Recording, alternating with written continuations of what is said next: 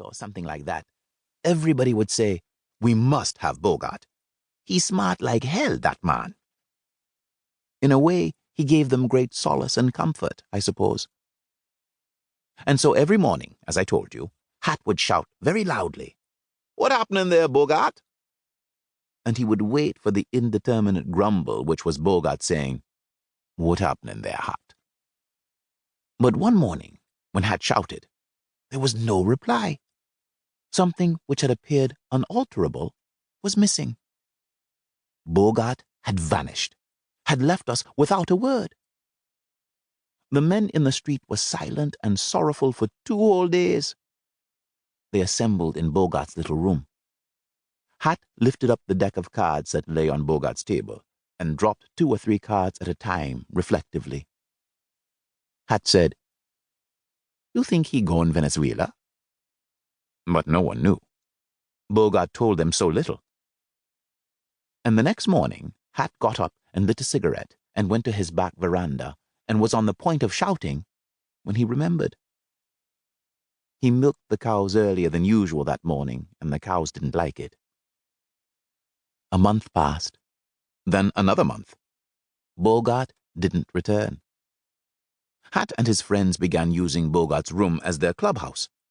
They played whappy and drank rum and smoked, and sometimes brought the odd stray woman to the room. Hat was presently involved with the police for gambling and sponsoring cockfighting, and he had to spend a lot of money to bribe his way out of trouble. It was as if Bogart had never come to Miguel Street. And after all, Bogart had been living in the street only for 4 years or so. He had come one day with a single suitcase, looking for a room, and he had spoken to Hat, who was squatting outside his gate, smoking a cigarette and reading the cricket scores in the evening paper. Even then he hadn't said much.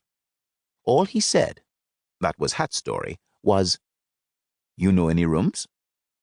And Hat had led him to the next yard, where there was this furnished servant room going for $8 a month. He had installed himself there immediately, brought out a pack of cards, and begun playing patience. This impressed Hat. For the rest, he had always remained a man of mystery. He became Patience. When Hat and everybody else had forgotten, or nearly forgotten Bogart, he returned. He turned up one morning just about 7, and found Eddowes and a woman on his bed. The woman jumped up and screamed. Eddowes jumped up, not so much afraid as embarrassed. Bogart said, "Move over.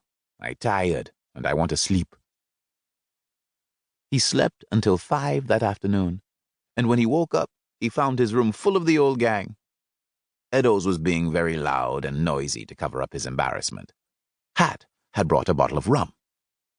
Hat said, "What happening there, Bogart?" And he rejoiced when he found his cue taken up. "What happening there, Hat?"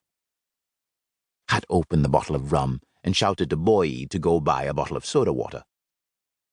Bogart asked, "How the cows, Hat?" "They all right." "And Boy?" "He all right too. Ain't you just hear me call him?" "And Errol?" "He all right too. Well, what happening, Bogart? You all right?" Bogart nodded and drank a long Madrassi shot of rum, then another and another, and they had presently finished the bottle. "Don't worry," Bogart said. "I go buy another." They had never seen Bogart drink so much.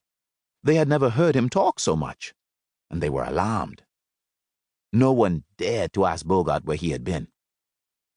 Bogart said, "You boys been keeping my room hot all the time?" "It wasn't the same without you," Hat replied. But they were all worried. Bogart was hardly opening his lips when he spoke. His mouth was twisted a little, and his accent was getting slightly American. Sure, Bogart said, and he had got it right. He was just like an actor. Hat wasn't sure that Bogart was drunk. In appearance, you must know, Hat recalled Rex Harrison, and he had done his best to strengthen the resemblance. He combed his hair backwards, screwed up his eyes, and he spoke very